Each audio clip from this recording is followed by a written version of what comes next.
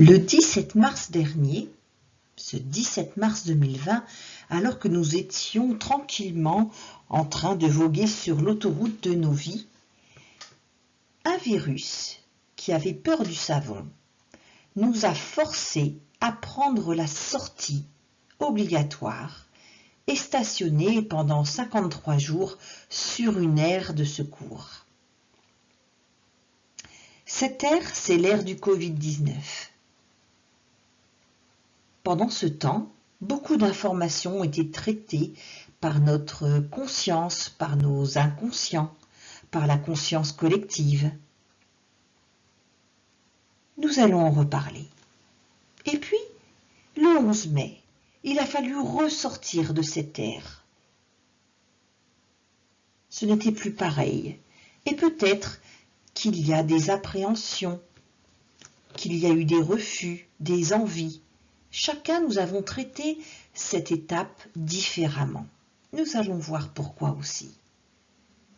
Et enfin, il faudra bien reprendre la route, quelle qu'elle soit, celle d'avant, des déviations, d'autres itinéraires.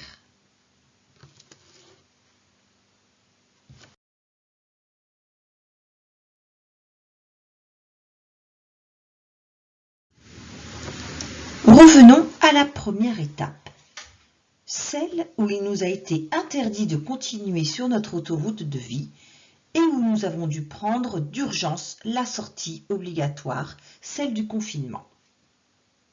Que s'est-il passé à ce moment-là? C'était un plantage total du système. Un reset était obligatoire. Il nous fallait migrer vers un nouveau système. Mais que s'est-il passé? L'information que nous avons reçue a été traitée par des filtres conscients et inconscients dont nous sommes tous pourvus. En effet, nous disposons de filtres comme celui du langage qui est utilisé pour nous donner l'information, notre bibliothèque personnelle et collective de souvenirs qui sont colorés selon les émotions avec lesquelles nous les avons vécues à ce moment-là. Nos décisions, nos croyances, nos valeurs, nos attitudes, nos stratégies aussi. Vient teinter toute information notre type de personnalité, notre génération qui n'a pas du tout les mêmes grilles de lecture. Nous avons un profil comportemental face au stress propre. Peut-être choisissons-nous plus facilement la fuite plutôt que le défi. Enfin, notre culture, notre éducation sont autant de filtres qui vont venir déformer l'information pour créer cette représentation interne que nous avons de la réalité. Dans le cas de cette sortie obligatoire, eh bien, notre réalité a été déformée. La peur a amplifié les proportions données à la situation. Et nous avons enregistré ces données colorées par l'émotion de la peur, souvent de l'insécurité, de la perte de confiance. Et nous avons donc produit une nouvelle information qui, par le fait de ces ressentis, de l'état émotionnel dans lequel nous étions à ce moment-là, a généré un comportement, des actes et donc un résultat, une nouvelle expérience de la vie qui, lui aussi, va se mettre et s'ajouter à la bibliothèque personnelle de nos souvenirs. Voilà un peu le cheminement de tout ce qui nous est donné de stocker comme information dans nos journées, mais dans la vie aussi. Alors, que faisons-nous de cela? Est-ce que ce nouveau programme que nous avons mis en place, basé sur la peur peut-être, sur le manque de confiance, sur beaucoup de doutes pour l'avenir, est-ce que cela est irréversible? Nous allons voir.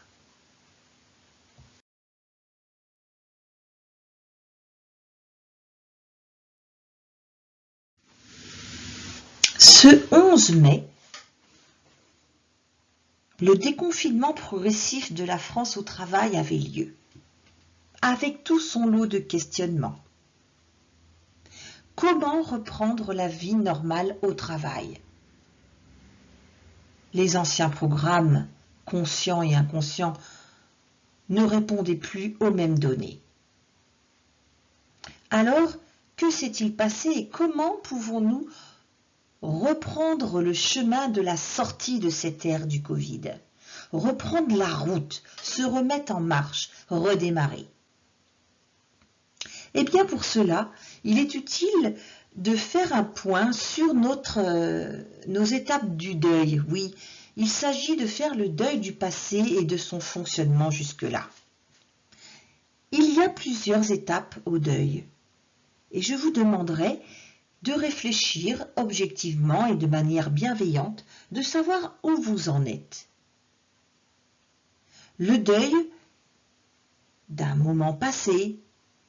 Souvent, les gens angoissés peuvent avoir la peur de la nostalgie du jour et avoir peur de passer au lendemain. C'est un deuil que d'accepter que hier est passé et ne reviendra pas. Alors, pour parler des nouvelles méthodes et surtout des anciennes que nous avions projetées comme éternelles, et les voir peut-être s'effacer de nos habitudes, il y a d'abord l'étape du choc, de la sidération, qui vient là vous dire « Attention, il y a une nouvelle donnée importante que tu vas devoir intégrer dans tes futurs programmes. » Le choc est souvent suivi du déni. « Ça n'est pas possible, c'est pas vrai, je dois rêver, ça va pas durer. » Nous luttons contre la réalité pour nous protéger de la souffrance qu'elle peut occasionner. C'est un airbag, ce déni. Souvent vient la colère qui peut nous faire dire pour soi, sur autrui, beaucoup de choses qui sont douloureuses et violentes parfois. C'est normal. C'est une énergie qui nous fait passer à autre chose. La colère est à vivre normalement, sans jugement. Après cette colère, parfois vient une période d'abattement, de résignation, parfois même de tristesse. C'est ce moment où on s'accorde de baisser les armes, de laisser entrer le programme, de l'accepter presque, de le tolérer en tout cas, parce que l'acceptation, elle viendra juste après. Se dire que c'est comme ça, et que c'est ainsi que nous allons devoir faire, sans que la chose revienne dans nos vies. C'est en cela que nous parlons d'acceptation. Un peu comme si vous deviez envisager peut-être une prothèse. Eh bien, votre corps va mettre 1 mois et demi, 45 jours, à accepter le nouveau dans votre vie. Il va d'abord lutter par un temps d'inflammation, par un temps où il sera difficile de fonctionner avec cette prothèse, de le faire à mi-ami. Et pourtant, à un moment donné, votre corps va l'accepter et tout deviendra facile. Il en est de même pour ce nouveau processus de reprise, de sortie de cette ère Covid, pour reprendre différemment le travail, avec des choses en plus, avec des choses en moins. Et enfin, vous saurez faire avec. Vous ne souffrirez plus de toute cette période. Ce sera l'expérience ajoutée à votre vie, grâce à la résilience naturelle dont vous êtes pourvus toutes et tous. Laissez-vous juste un peu de temps pour que cela vienne.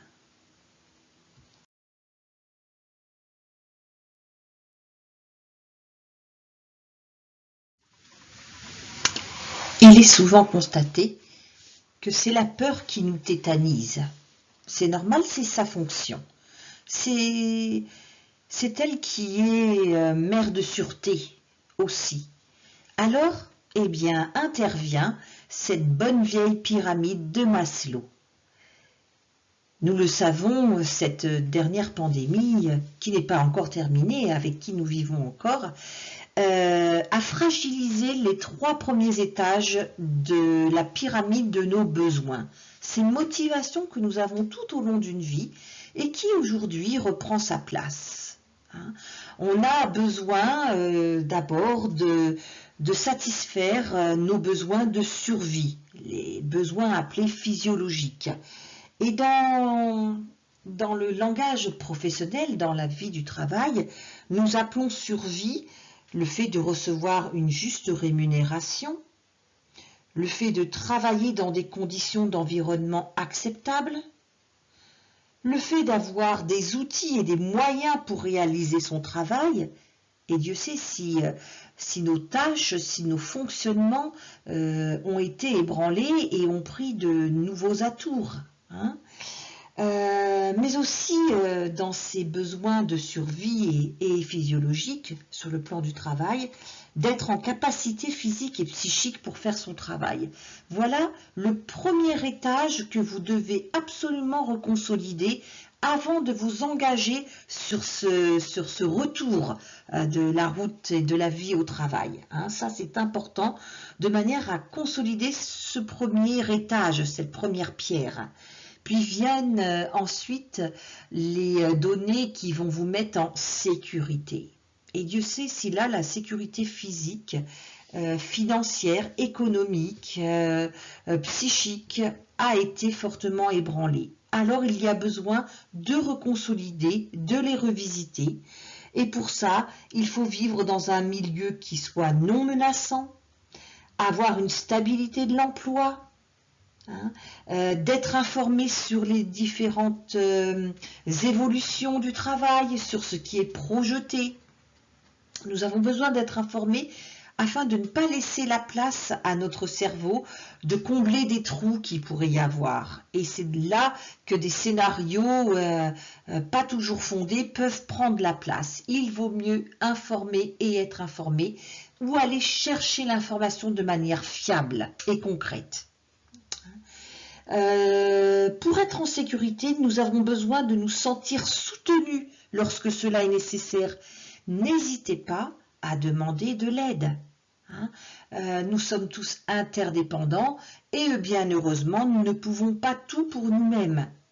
D'ailleurs, nous avons vu beaucoup de solidarité se développer. Elle existe encore et tant mieux. Enfin, le 3e étage, le besoin d'appartenance. Certains d'entre nous ont peut-être mal vécu le fait d'être isolés ou de ne pas avoir cette possibilité de parler facilement avec ses collègues, avec ses managers. Donc l'étage de l'appartenance nous parle d'avoir l'occasion d'entrer en contact avec les autres, d'avoir l'occasion de co-construire, de co-créer les choses, de manière à se sentir utile, de manière à sentir la force du groupe. Avoir l'occasion de partager, de se soutenir, d'échanger. Tout cela a pu manquer à certains, pour les plus jeunes, entre autres, qui ont besoin, qui ne sont pas tout à fait autonomes dans la gestion de leur travail. Donc là encore, en fonction de qui nous sommes, de l'âge que nous avons, de notre personnalité, eh bien, ces manques peuvent être plus ou moins importants et ils sont à reconsidérer pour chacun un peu de manière différente.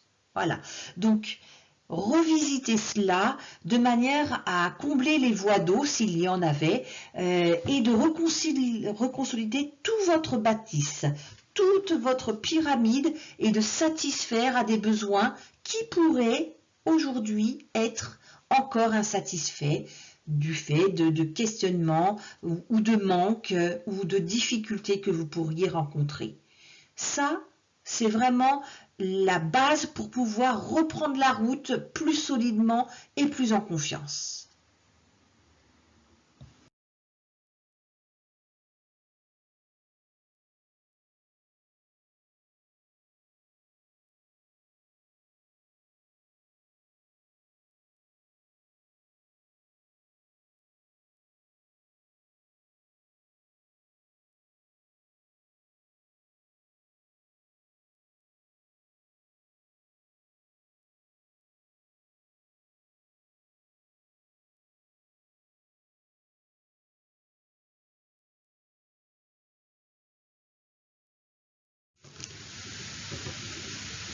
Comme je vous le disais, pour l'étape 1, il a fallu que nous nous adaptions à de nouveaux programmes.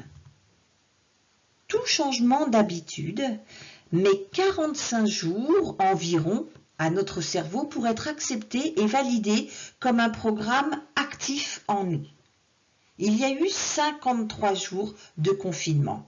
Le temps pour le cerveau de s'habituer à toutes ces programmations qui vous ordonnaient de rester chez vous. Pas étonnant que la sortie en soit difficile. Nous sommes maintenant plus de 2 mois, donc 60 jours après le 11 mai. Peut-être que votre cerveau a rebooté, a de nouveau écrasé les anciens fichiers du temps du confinement et vous a remis dans des nouvelles habitudes puisque vous aurez passé le cap de reprendre confiance et de la mise en sécurité. Alors, eh bien, votre cerveau va se réhabituer à fonctionner, à s'adapter et à envisager le nouveau avec beaucoup plus de relativisation. Vous allez rééduquer vos façons de faire et les proportions des choses vont revenir à la normale. Vous allez retrouver plus de sérénité, plus de calme, plus de confiance. Après la tempête, le beau temps revient toujours. Alors ce sera peut-être différent. Alors peut-être que vous allez exprimer le besoin de prendre plus de temps. Peut-être que vous allez exprimer le besoin de faire différemment, avec des outils nouveaux, avec plus de temps libre. Et pourtant, vous allez peut-être produire la même quantité de travail. Tout cela vous regarde. Vous allez vous en ouvrir avec vos supérieurs, avec vous-même, avec votre famille peut-être. Vous allez trouver votre rythme afin de reprendre la route de manière plus sereine et arriver à bon port. Voilà, j'espère que cette vidéo aura été de nature à vous éclairer au niveau de ce qui s'est passé dans le traitement de l'information. Je suis à votre disposition pour éventuellement organiser, si c'était possible en fonction de votre situation géographique, un atelier qui pourrait vous aider à rebooter justement et à revenir à des programmes positifs de mise en marche. Je vous laisserai prendre contact avec notre équipe pour voir si cela est possible. Merci d'avoir regardé cette vidéo et peut-être à bientôt.